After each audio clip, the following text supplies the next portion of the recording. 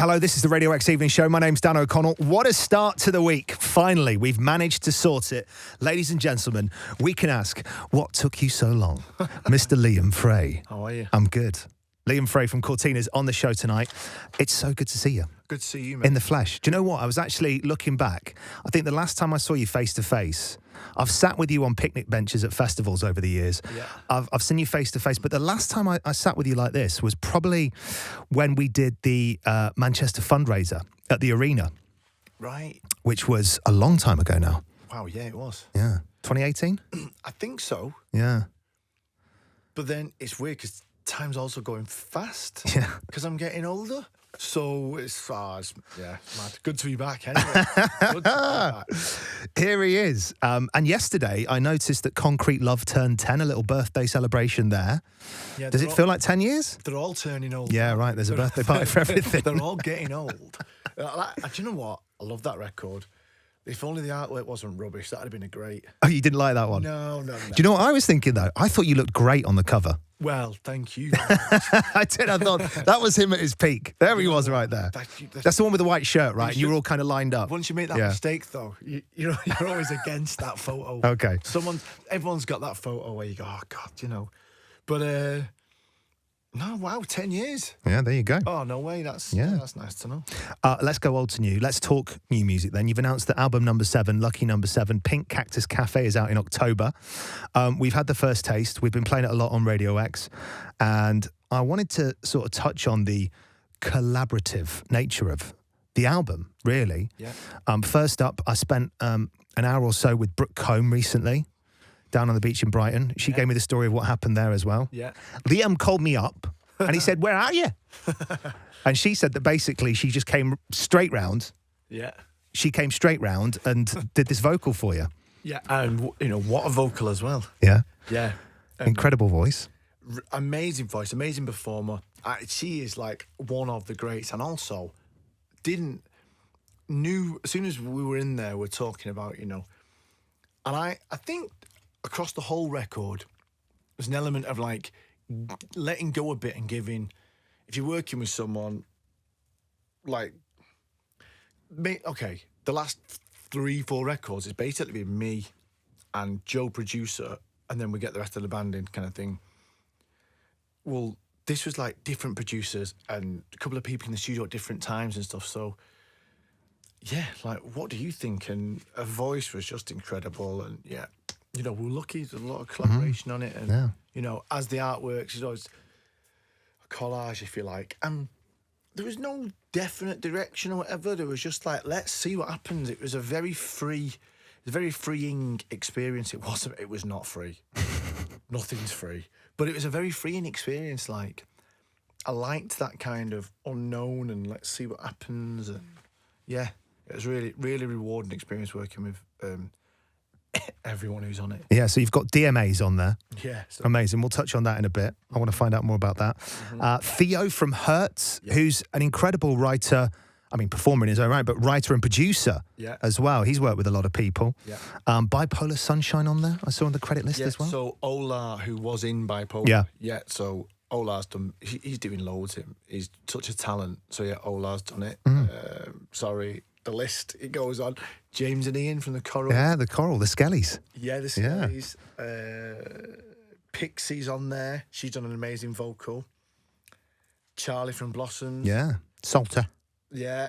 So there's a lot. Yeah, you know what? It was brilliant. I think it was, I know lockdown seemed like ages ago, but it was that being on my own, and I thought, when I get out of this, I'm going to make good on all them promises. We'll do something together one day, and we'll do, next time in the studio, phone me up. And then things happen, everybody's busy, and I thought, no, I'm locking all these people in. Yeah. And they all said, yeah. So thank you to them. And I've not said that yet, actually, but thank you to them all if any of them are listening, because you've made a great record. It's interesting because it's kind of COVID, I guess, has birthed this collaborative period that we're in. Everybody's doing it, which is amazing, really. Getting in the room, dropping the ego, and doing that thing that you said, which is essentially, I guess, opening up, not feeling in control all the time and letting go a little bit and saying, well, what do you think? Yeah. It felt really good, that. I think I probably held on to that for a bit too long. Some might say in all areas of your life.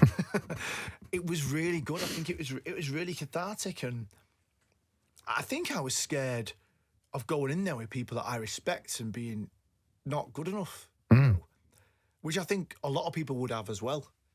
And you know what? Everyone just wants to make a good song.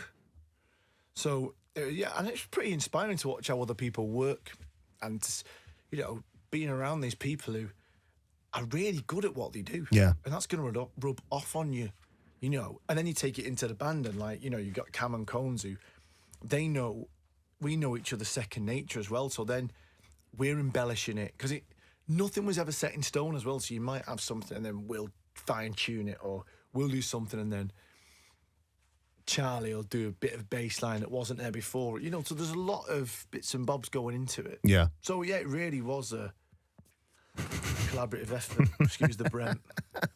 So who was the person or the people that you were speaking to before? Were you ever going to people and asking their opinion and saying, what do you think? Or have you always just been kind of a close-knit community? Very close-knit, I think. Yeah. But I think that stemmed from at the beginning when maybe we were given short shrift from certain parts of the press. Right. And so it was like, well, it's quite hard to ignore that when you start out, because you're like, well, what do they think of us? When that's like not what you want, or at times quite upsetting, to be fair, when they properly go for you and you think, didn't expect or deserve this. So then you do become a bit of a closed camp, and it does become, well, it's us and it's them. Yeah. And whether that's us and our fan base or us and our very close, even the word team, it wasn't a team really at the beginning. It was the band. And, you know, Connie, Dave, I've got a couple of friends as well. I've got a couple of friends who I really trust. But then I think that's probably all you... But there must be some people who've got teams of like 40. It's like, well, who are you trusting there? Yeah. Because he's going to want something, she's going to want something, you know. So it was... I think once you become, you know, this is album 7, but there's also been, you know, there's been live things in between and tours and whatever. A bit more comfortable now that I trust my own instinct enough that the central, not theme, but the central idea is never going to not be all right. Yeah. I don't think. I hope so anyway. Yeah. So then it's like, well, let's embellish it with different colours and different, you know, bits and bobs maybe. And was there a central idea that took you to this place for this album? Not really, you know. No, not really. I wish I could say so because it'd be easier to sell it on. Yeah. But it really was like, I'm just going to write some songs and see how that goes. Because again, going back to the lockdown thing, it wasn't like, we didn't know when we were coming out of it, did we? Or when the next lot of gigs were going to be, festivals and whatever were being cancelled, and so it was just, let's just keep writing. Don't wait till you can get back at that, because when you get back at that, you're going to be a year and a half behind. So you need to get going with that straight away. So it was just, let's just create, and it was probably forced into that collaboration because you were on your own at that beginning bit. Does that make sense? Yeah. Of course, yeah. And it's interesting as well because I guess the idea of Solitude of the Night Bus, it's a parallel really for those moments. I suppose for a lot of people during that time as well, you know, the night bus actually just turned out to be your house. Yeah. There's a lot of stuff in there, and you know, that can be for like 20 minutes when you just need a minute. Yeah. I just need a minute away from the phone or you know, away from anybody else. Are you good at that? Can you step away from stuff? I'm getting a lot better at it. I just went on holiday for a week and I couldn't believe it. I was like leaving my phone in the room, you know, when I went to like breakfast or whatever. Yeah. And that sounds like a small thing, but if you've not done it, try it. Yeah, I was going to say, do you know what I can recommend for that? Yeah. Kids. Right. Okay. Take them on holiday, from breakfast, until they go to bed. You can't be on your phone. Right, yeah. They're in the pool, they're out the pool, they're in the sea, they're out the sea, they're building sandcastles, now they're doing that. Before you know it, the full day's passed. Yeah, fair enough, I suppose. The other question I have around DMA'S was that the boys were here recently. They did a little session for us, and we were talking about, other people they wanted to collaborate with. And you came up in the conversation. Now, I don't know if that was on the cards at that point. I'm guessing it might have been. But they talked about their passion for Manchester and stuff like that. Is that kind of what you guys bonded over originally? How did that come about, that sort of friendship? I remember being sent a demo of Delete. Oh, wow. Like, I'm talking like whenever it came out, years before that. Yeah, right. Or, whatever, a long time before it came out. And being like, right, we've got a song here. This is unreal. Yeah. And a friend of mine worked on a couple of gigs, I think, promoting their early gigs. And they did, I think it was Oxford Academy, which is 1,000 cap. We were sound checking. That was I think that's the first show we did with them. We were sound checking, and I think I think they had a touring band of 6. So there was 6 and crew. So and they looked pretty aggro. There's about 12 of them watching us sound check. I was like, is this that DMA'S? They look pretty intense, these. And then it couldn't be further from the truth. They were just like the nicest guys. They just wanted to hang out. Yeah. And we could, it wasn't, it's hard when you start a band because everyone thinks you're on this mad, aggressive trajectory to get to the top in this scramble. It's also hard when you're pitted against everybody else for, be it chart position or radio or press or whatever. It's hard to go, we're just in a group like you are, writing songs, it makes us feel good, and it was something to do where we grew up, and that's what they were. And we stayed in touch. We took them on tour. We've done loads of stuff with them. I love them to pieces. We go out for drinks, we go out for dinner. So and that song will be one of many because it was easy. Really, it was easy. Just rolled out. Yeah, it was really easy. And also, what was the other thing that was really nice was Tommy wasn't on the song for a bit, so I went in with Johnny and Mace, and Mace was like pacing, well, not pacing, but a bit of a pacer. And he was going around the room, and at the end of the track, I keep forgetting people haven't heard it. Okay, so at the end of the track, he does this like little outro-y line, and it's really nice. And there's something in it where the line is like, we're out of here, rather than I'm out or you're, it's like, we're like, so even if we're going out, like it's hard to explain. It's a good lyric, trust me. But it's a really nice delivery of it. Yeah. But when we got to a point where Tommy's vocal wasn't on it, I thought, Tommy's got to sing on this. So we asked him, and so we said, would you do this bit of the verse, and then we'll both do the choruses and we'll make it work and stuff. And so when it came back with Tommy's vocal on it, I was like, oh yeah, here we go. I love it. It's hard because when you do an album, you're proud of it, but I love that song. Yeah. That is a good tune. I want to ask about the perfect night out in Manchester, because I went there recently. In fact, it was May Bank holiday, but it was football, and everyone was watching football. And then at about 7 or 8, everyone went their own separate ways, and town was dead.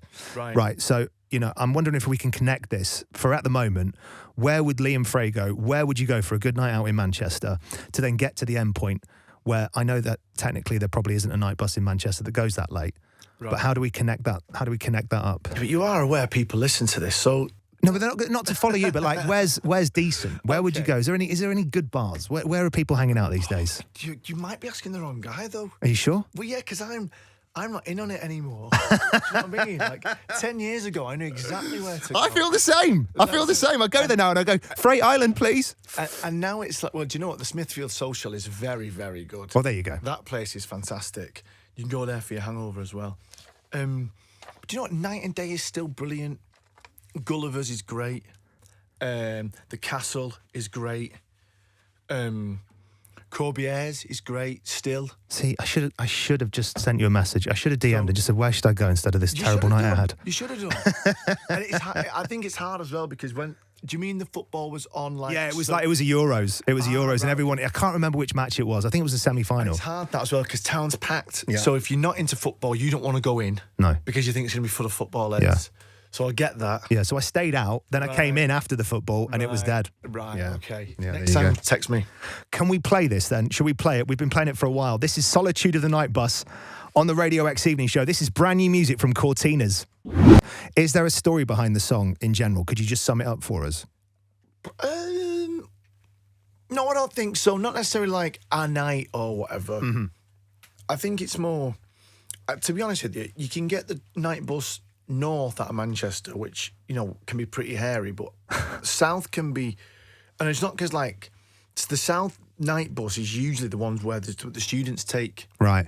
So a lot of that, I guess, is me when it was more like when we're students going to like Fallowfield and stuff, and there'd be like guitars out and people were hopping on and off with crates, and it was like, where next and stuff. So I guess really it's maybe a bit of a throwback to that really kind of, you know, what's the word, like coming of age time. Yeah. When you're all, you know, when you're getting into like the Velvet Underground and different bands and records where it's like, wow, okay, this is pretty mad.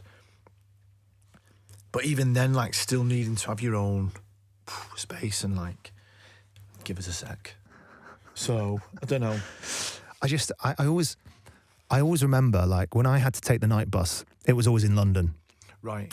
And the London night bus is just wild. I mean, nothing compares to that in the world. You're not getting any solitude there, No, are you? God, no. I mean, you're on edge. You're on edge for the whole thing. Yeah. Sometimes you'd rather get off early and risk that and walk than be on it. Right, okay. And it's the smell of the night bus that distracts me, because it's KFC buckets, it's Mackie D's. It's not a great title, that, is it? But I know what you mean. That's what it evokes for me. When we started playing it, and like, I could hear your headspace, but my head straight away just goes to like, oh, I can just, you know, do you know what I mean? And it's interesting that you can have that experience. Yeah, like the chaos of it being like. Yeah. I think that's the thing with headphones though, and it sounds mad, but ever since I was a kid, I'd be on the train or whatever, coming to see family in London at Christmas and put my headphones on, and I was like, that was my favourite thing to do in the world, because it was me and it was this, and there's no space, no one's getting in the way of that. I think it's an extension of that. Yeah. And even at home now, and my missus goes mad, I've always got headphones on, like at home, whether it's listening to a record or whatever, or the radio, or, you know, whatever. Even when I'm on the phone to someone, it's always headphones. And I think there's something that I like. There's a bit of you do cut the noise out. Mm. If someone's got a record on, I don't want to hear you talking over it over there. I want to hear it. I want to hear what the band's done in the studio, as close as I can get to it. So I think that's like my way of like, that's the escape. Yeah, right. You know, from the world. Yeah, from putting those headphones on and just give me a minute, leave me alone. Yeah, I want to listen to this. Maybe that's it. Actually, I've never thought. Do you know what? It's funny how you get an idea for a song like that, and before you know it, it's a single with a video, and you think, can't remember how I got there. And maybe it's that. Yeah. my cogs were just going then. I was like, yeah, maybe it's that, actually, wanting to embrace the music or something. I don't know. Yeah. But I mean, also, it's that kind of escapism, isn't it, in general? Yeah. Do you know what I mean? Yeah. All of this out here doesn't exist if I'm in here. Yeah, no one can get in there. Yeah, exactly.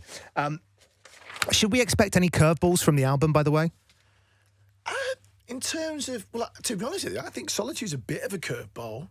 I think it's hard, that, because you're not getting St. Jude Part 2. It'd be stupid to try that. Yeah. When bands try that, it never works, does it? Maybe Kings of Leon's second record, which was like the first, but in my opinion, don't come at me, a little bit better. You know, Oasis 1 and 2, similar, you know what I mean? But someone tries to recreate number 1, doesn't work. I understand number 1 was about 100 years ago.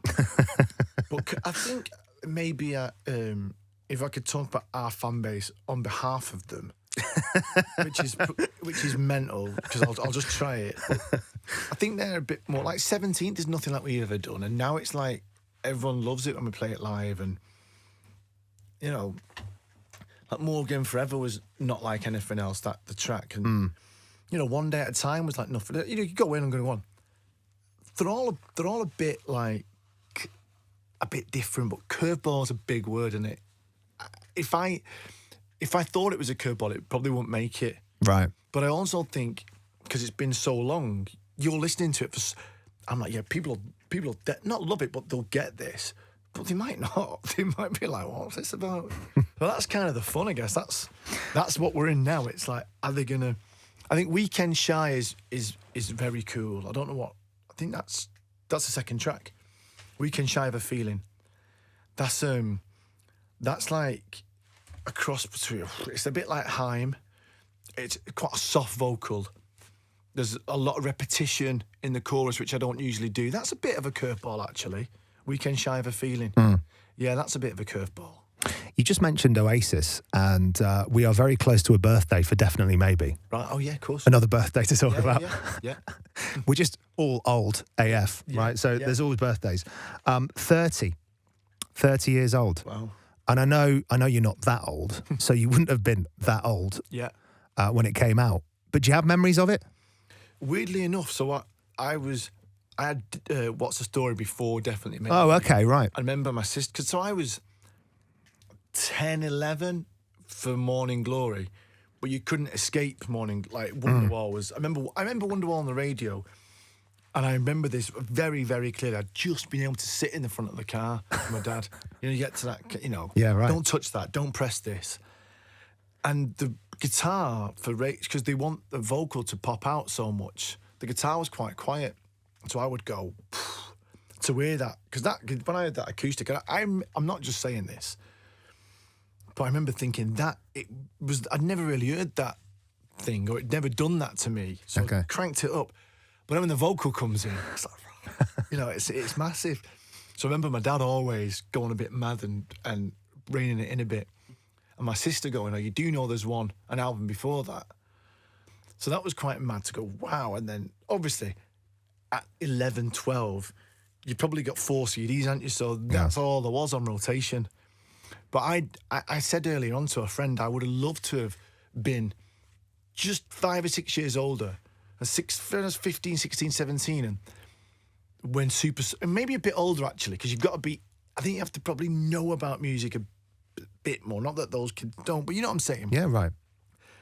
And when you first heard Supersonic, what that would have been like to have maybe even going out in clubs and been going to gigs and then hearing Supersonic. Where does that sit? Because it must have gone poof. Yeah, right. The video, how they looked, the black and white, it was black and white, wasn't it? Or was it slightly that graded? Sort of sepia brownie bit, yeah, right? isn't it? Liver was black and white, isn't it? Yeah. But just hearing that or seeing it for the first time, I would have loved that. So yeah, I went to see Liam at the Co-op, just as good as ever. Yeah. But better than ever, actually. Yeah. Better than ever, I would say. That's the best I think I've ever seen him. Is he someone, have you gone to him over the years? Has he been someone in your life for advice and stuff? We've seen each other. We've had a few days. Days. This sounds like Elton John, Noel Gallagher and Bono hanging out for lunches that last 3 days. I've had a couple of days. Okay. We were at a wedding once, which was very, very special. And it was good. We had a bit of I think I had some advice from him at some point, but it was a good weekend. But it's, I remember getting the 10-year anniversary of it, and you got a DVD with it. Oh, wow, there you go. And I remember thinking, that's like 2004, and I just started to do gigs. Just, I think I could write a couple of songs. And I thought, this album is 10 times bigger now than it was when it came out. How much that feel and stuff. So for it to be 30 years, it's like, look, every single song stands a test of time. Yeah. But it was incredible watching him play them in Manchester. It was mad. It was emotional. I went with Conan, and me and Combs and Campbell went to our first ever gig was Oasis at the Reebok Stadium. Right. In 2000. And the support was Johnny Marr and the Healers and Happy Mondays. Wow. So a good first gig at 15. Yeah, right. And I remember, so then, what's that, 24 years later, me and Cones are watching, some of them songs. That was brilliant. It was brilliant. 30 years old, man. Yeah, great. Yeah, there you go. Great. Can we touch on another birthday? Yeah. I just, it's incredible. Last year, we had 15 years of your debut album. Yeah. And it went to number 1. Yeah. Right? And here's something that we've always kind of talked about, but we haven't really had this conversation. I mentioned this to you the first time, I don't know, probably 3 or 4 years past the release of the debut, because I think I said this to you in 2012 and I've said it to you again since. And so I hope you take it in the right spirit. But I always wondered, with you personally and Courteeners, whether or not you ever felt like you were getting the recognition you deserved, if you had the kind of respect or whatever you wanted to call that. Yeah. And we've always talked kind of honestly and openly about that. And I just wondered, with that album go into number one, has that changed your mindset about how you feel about how the world has received Courteeners? Oh, do you know what? Maybe a little bit, I guess. I think I hadn't really thought about it because I feel like maybe after the fourth record, I think we got dropped after the second record. Yeah. And I thought, if this finishes us off because we got a bit of a rough ride, I won't be happy because we're better than that. To pick yourself, dust yourself down from that, and then Anna and Concrete Love. Once you could kind of feel it still going then. So I guess it kind of dissipated a little bit. Once we did a couple of gigs in Manchester at Castle for your Bowl, and there were 8,000 each. I think we did Saturday and Sunday, or Friday, Saturday. I thought, doesn't matter if you can. And those gigs felt really special and they came at just the right time. I think it might have been after Anna was out and just before Concrete Love, so perfect timing. At that time, that chip on the shoulder started to dissipate. Yeah. Disappear, I should say. It was, but it was definitely there for a bit. I thought, if this finishes us off, I won't be happy. Yeah. But the number one thing last year, I think it was nice for all the other people involved. I think I probably let go of a lot of that because I'm here doing it. So every day is like, how lucky you are, and you don't take that stuff for granted. But also, there are good bands that fall by the wayside. That's not their fault. They might not get this or they might not get that, and you have to have a lot of luck along the way. I think the interesting thing, which seems to be more the case now as well, is you don't know. It's like you can release a song, right? Yeah, exactly. And then years later, it has this brand new life that you never expected and actually didn't even create. Like, it's organic and it happens itself, And I think that's the interesting thing now about music. I know lots of people have got lots of different opinions on streaming and all that sort of stuff, but, things that happen on social media now with tracks that then create these moments or people rediscovering music, it is a whole new world that didn't exist before. Yeah, and going back to, like, bands that you didn't know, like, and even stuff like, I say bands from, like, the 80s, you might not know where they came in the lineage, and it shouldn't be important, or you just know that.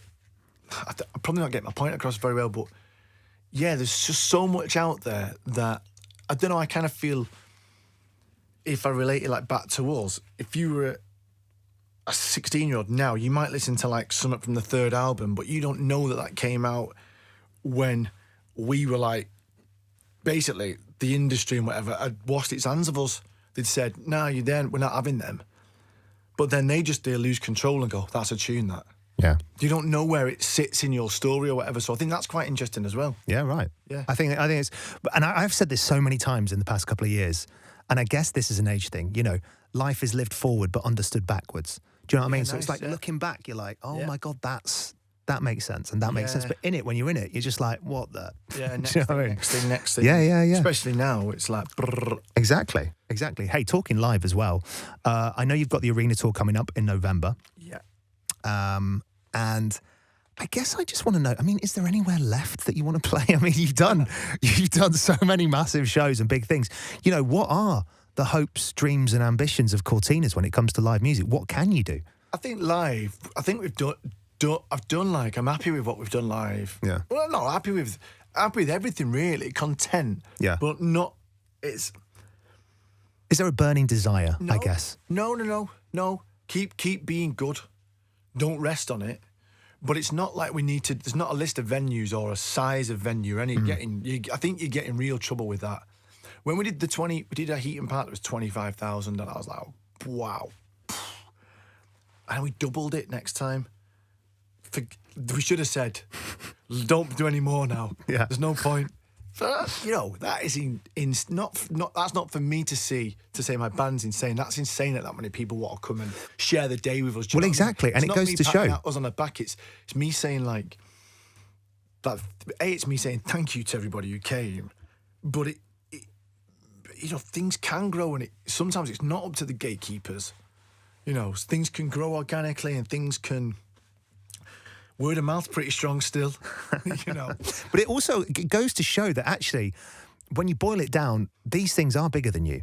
you know, you go out there and you go and you craft and you write those songs and you make those songs. It's theirs then, isn't it? They choose. Exactly. They decide. You know, it's everybody else. Do you know what I mean? And then it becomes a bigger thing. And then you've got that.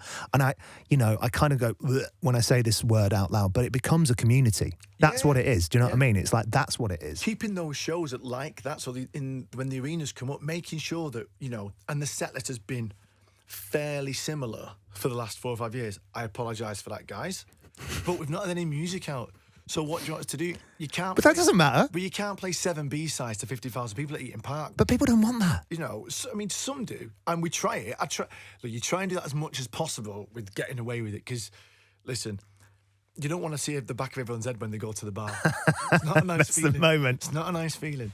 So trying to, I guess, on these arenas, like working out how to keep that interesting and doing like a different section here, maybe, or doing this, or so.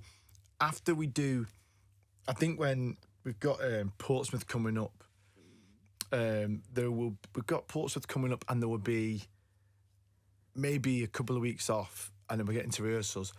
We're gonna take the set apart a bit more and give it, you know, make sure that it's keeping it fresh, I guess, and interesting for everybody.